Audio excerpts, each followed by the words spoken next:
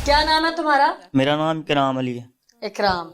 इकराम, अहले इलाका, तुम्हारे इर्द गिर्द के लोग तो सब कुछ खोल कर बता रहे हैं कि तुम किस फितरत के, किस आदत के और किस नीयत के मालिक थे। यानी कि तुम्हारी, अगर हम किरदार की बात करें तो वहां पर कोई गुंजाइश नहीं बचती कि कोई एक भी कहे कि तुम ठीक हो। तो जिसके बारे में दुनिया सब कहना शुरू कर दे, समझ लो कि अल्लाह की तरफ से उस पर अजाब है। ठीक। उम्र क्या तुम्हारी? मेरी उम्र है 26 साल। 26 साल। तुम्हारे भाई की शादी को कितनी देर हो गई थी? 10 साल हो गए तकरीबन। जब तुम्हारे भाई की शादी हुई उस वक्त तुम्हारी उम्र कितनी थी? 16-17 साल उम्र थी। 16-17 जी। साल। स्टूडेंट थे तुम उस वक्त? जी जी स्कूल जाते थे? जी। अच्छा। तुम्हारी भाभी के साथ तुम्हारे मामलात कितने अरसे से चल रहे थे? जी, जब की वो आई थी उधर उस तब तो तरह उसकी नई शादी थी, उसका जी। शौहर था। कहती है आप मुझे अच्छे लगते हो। ठीक है, इधर से हमारी बात बन गई तो हम ही कदम उठाए चले गए, तो भाई को भी नहीं पता चला। नहीं, बात बन गई क्या मतलब? घर में रह के बात बनी, इस्लाम दुआ आई, अच्छे जी लगते हो, जी ठीक है। अब एक घर में होते थे, उसके बाद तुम लोगों को किस वक्त मिलता था कि तुम्हारी नीयत या तुम्हारी सोच को गलत रास्ता इख्तियार करे? जब भी मिल जाता था उस वक्त ये रास्ता इस्तेमाल कर लेते थे, तो कभी नहीं भी मिलता था तो फिर कुछ नहीं होता था, बातचीत हो जाती थी। तुम्हारे भाई का और तुम्हारी उम्र का कितना फर्क है? काफी ज्यादा फर्क है। कितना? 10 साल तो बड़ा हो गए। भाभी? 10-12 साल होगी। वो भी 10-12 साल बड़ी? जी जी बच्चे भी होंगे उनके? जी। 10 साल से तुम्हारा ताल्लुक था भाभी के साथ, तो वो जो बच्चे थे वो तुम्हारे थे या भाई के? तुम्हें तो पता होगा। भाई के होंगे, मेरे होंगे। मैंने कहा से ये तो अल्लाह की देन होती है। अच्छा। तो उसके साथ नजायज तल्लक थे, ये तो मुझे पता नहीं है उसके हैं या मेरे। इन 10 सालों में तुम्हें एक बार भी शर्म नहीं आई कि मैं भाभी की जान छोड़ दूं? उसके बच्चे हो गए हैं, मेरे भाई की वो बीवी है, उसका घर है, ताल्लुकात खत्म कर दूं? कोई एक दिन तो ऐसा आता है, कई रमजान भी गुजरे होंगे, कि इंसान पछतावा करता है, अपने किए की माफी मांगता है। कोई एक रात भी ऐसी नहीं आई कि तुमने अल्लाह के हुजूर माफी मांगी हो इस काम से? जी मांगी थी, मैंने उसको बोला भी था तो बस कर दें यूं ही। वो कहती मैं आपके भाई को बता देना ये बच्चा जौन सा है वो तेरा है। बार बार यही कहती है मैं आपके भाई को बताऊंगी, अब बता दूंगी, अब बताऊंगी। कितनी मोहब्बत थी तुम्हें भाभी से जो बीवी से नहीं हो रही थी? देखिए ना, ये मोड़ पे आके इंसान जान भी दे देता, फांसी हो सकती है मुझे। तो ये देखें, मैं अपनी भी जान दे चुका हूँ, भाई की भी जान दे चुका हूँ। इतनी मोहब्बत थी भाभी से? यस। तो जो बीवी शादी करके लाए थे, उसी भाभी की छोटी सगी बहन थी, उससे मोहब्बत नहीं हुई थी? मैं उसको नहीं था पसंद करता, उसकी बहन को पसंद करता था। तो उसने ये कह दिया आप ये कर दो, तो मैं सारों को ऐसे ऐसे बात के मैं ला के मना लूंगी, तो आप ये कर दो। ठीक है, तो फिर मैंने ये कर दी। अच्छा, बड़े आराम से कह रहे हो कर दिया। मेरी जौन सी बीवी थी ना, तो वो तो शक में रहती थी। क्यों? जो आप मेरी बहन के साथ ऐसे ऐसे हो। शक क्यों करती थी वो? जो उसकी बहन थी ना, वो कहती थी मेरी बहन से आप मिलना नहीं है अब। कौन कहती थी? भाभी? जी। अच्छा, तुम्हें मना करती थी कि तुमने अपनी बीवी से बात नहीं करनी, उसको हक अदा नहीं करना उसका?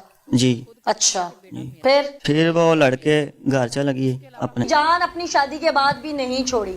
हालांकि तुम्हारी बीवी तुम्हारी हम उम्र थी, नौजवान थी, कुंवारी थी, तब तो तुमसे शादी करके आई।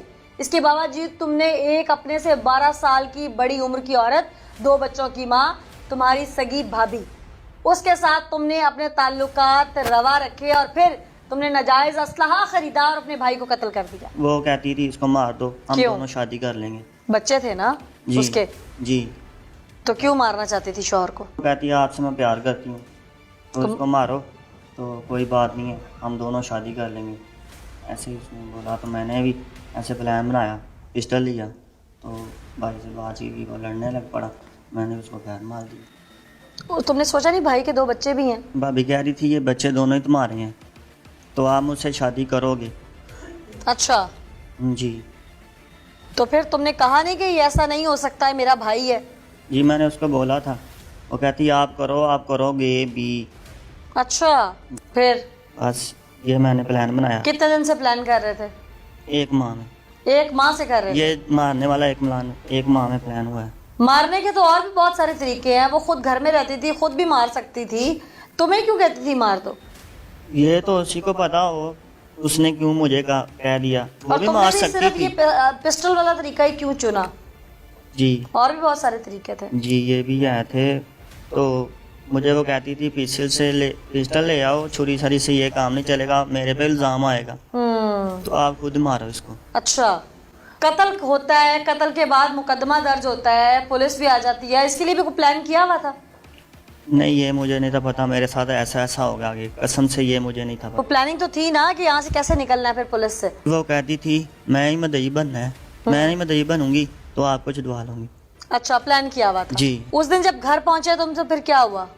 इधर उधर हाँ, उधर घर गया हूँ मैं।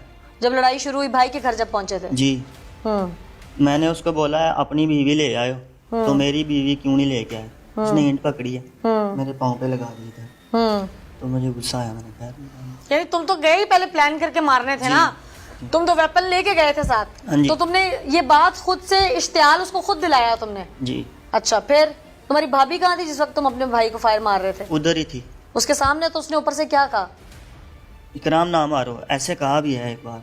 फिर जब फायर लग गए? दिखावे के लिए, वो बच जाएगा तो वो बोलेगा ना हाँ। कि इसने कहा है मुझे ना मारो, इसको इकराम ना मारो। हाँ, उसने कह दिया था ना मारो इकराम, फिर जब फायर लग गए फिर? तो लग गए। उसने उठाया, भाभी ने, तो मोहल्ले वालों ने उठाया, रश्के पे ले गए, तो रास्ते में जाते उसकी डेथ हो गई। तुम्हें दुख नहीं है कि तुमने एक औरत की खातिर अपना सगा भाई मार दिया जो तुम्हारी माँ की पेट से पैदा हुआ है? कसम से दुख होता है, मैं क्या करूं। मुझे रात को नींद नहीं आती। जिस भाई ने तुम्हें चलना सिखाया, उठा के खिलाया, 10 साल बड़ा था वो तुमसे, तुम्हारे बाप की जगह पे है। क्या बोलूं, माशरे उससे प्यार में अंधा हो गया था वो। इतना क्या अंधा होता है कि इंसान को अपना भाई नजर ना आए? जी मैडम, मैंने बहुत ज़्यादा गलत किया, मैं शर्मिंदा हूँ, मुझे रात को नींद नहीं आती कसम से। अब मैं कसम से ये भाइयों से पूछ रहे हैं पुलिस वाले, पर मैं 5 वक्त की नमाज पढ़ता हूँ। अब क्या फायदा ऐसी नमाज का कि तुमने भाई मार दिया अपना? मैंने आप अकेला बैठ के रोता हूँ ना, फिर सोचता हूँ भाई मैंने बहुत ज़्यादा गलत किया। भाई की कब्र मैं कहता हूँ अल्लाह पाक मेरे भाई को जन्नत अता करो। उसका चेहरा नहीं तुम्हारी आंखों के सामने आता? आता है। उसका भी बचपन में उसने तुम्हें प्यार किया हो, कभी तुम्हारा मुंह चूमा हो छोटे होते, तुम्हारी शादी से पहले? तुम्हें कुछ याद नहीं आता? आता है। क्या याद आती है बात ज्यादा? याद आती है हमारे साथ खेलता था, सर्दियों में हमें कुछ ला के भी देता था, भाई ये लो खाओ, हमारे साथ बैठो खाओ। माँ बाप भी बैठते थे, हम खाते थे सारे। ये भी यादें आती हैं। फिर मैंने बहुत ज़्यादा गलत काम किया इस औरत के कहने पे, बहुत ज़्यादा गलत काम किया। मुझे बहुत ज़्यादा शर्मिंदगी भी आती है और मैं रोता हूँ भी, मुझे नींद भी नहीं आती। कसम से मैं ये कहता हूँ मुझे अल्लाह का पाक मौत दे दे। अब क्या प्लान है? अगर छूटते हो, बाहर निकलते हो, भावे से शादी करोगे? नहीं, ये शादी करूँगा, हरगिज़ नहीं करूँगा। या वो भाई को मरवा सकती है, कल वो किसी और से उन 2 मासूम बच्चों का क्या कसूर है? कभी किसी और से भी लगा कर मुझे भी मरवा सकती है। उन 2 मासूम बच्चों का क्या कसूर है जिनके सर से तुमने बाप छीन लिया? जी बहुत ज़्यादा। मैं सारी जिंदगी उन्हें बाप का साया नहीं दे सकोगे जी तुम। नहीं। उस बीवी का क्या कसूर है जो तुम्हारे निकाह में आई और तुमने उससे एक तो वफादारी छीनी, उसके बाद उसकी बहन चलो मुलजमा थी, तुम्हारे साथ मिली हुई थी, लेकिन सारी जिंदगी का दाग के कातिल की बीवी, एक बदकिरदार शख्स की बीवी। जी